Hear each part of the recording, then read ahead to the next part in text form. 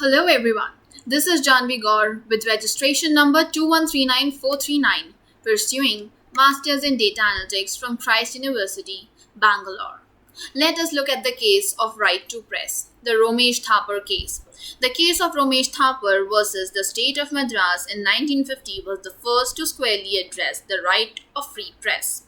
The press is sometimes referred to as the fourth estate, and it is because of the independence that the press is able to bring the attention of general public the fault of those in the position of power, and for good reason.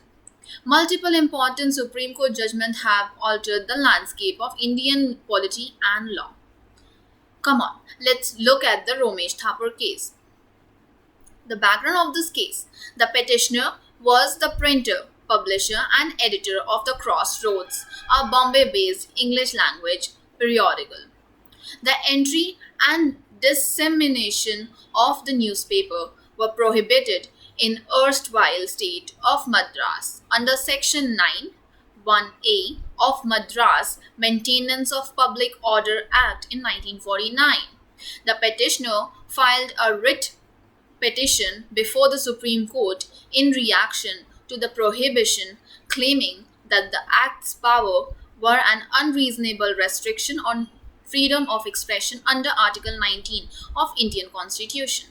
In response, on behalf of respondent state, it was determined that the restriction was necessary for public safety and order, and it might be compared to state security, which is deemed as a justified constraint on freedom of expression under Article 19(2) of the Constitution. The issues that raised in this court.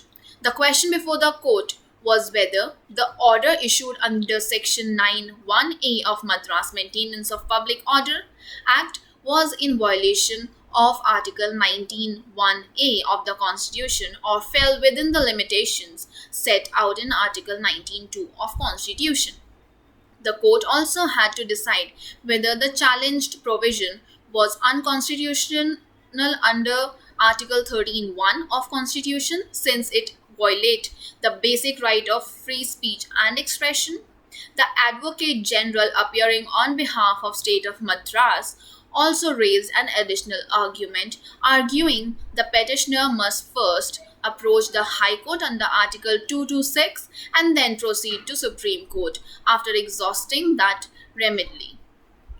The judgment regarding the issue of first going to High Court, the court held that two remedies, namely going to High Court and going to Supreme Court, were analogous in nature, and that the petitioner was free to go to Supreme Court for the enforcement of his fundamental right without first going to High Court.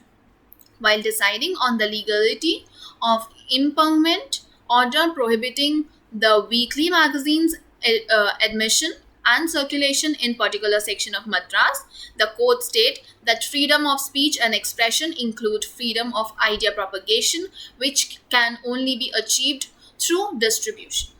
The court held that in impugnment order was clearly in violation of Article 19 1A unless Section 9 1A of Impugnment Act was protected by the reservation contained in Article 19(2).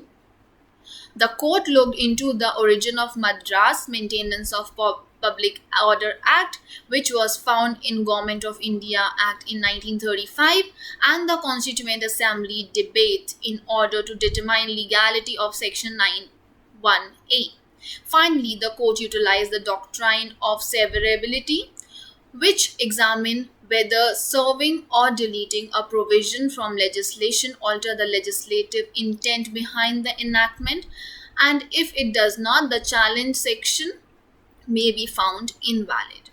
After applying the severability criteria to Section 9 1A of Madras Maintenance of Public Order Act, the majority found it to be unlawful under Article 13(1) of Constitution and hence extra wires because it contradicts Part 3 Fundamental Rights provision. In this dissenting opinion, Justice Fazal Ali said that maintaining peace and quiet was an important aspect of ensuring state security that the Impeachment Act imposed acceptable restriction on freedom of speech and expression.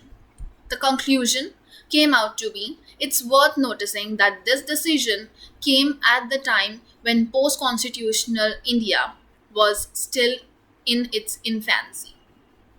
However, the reasoning underlying this decision established a positive precedent in terms of defending press freedom and outlining the limit of appropriate restriction on fundamental right under Part 3 of Constitution.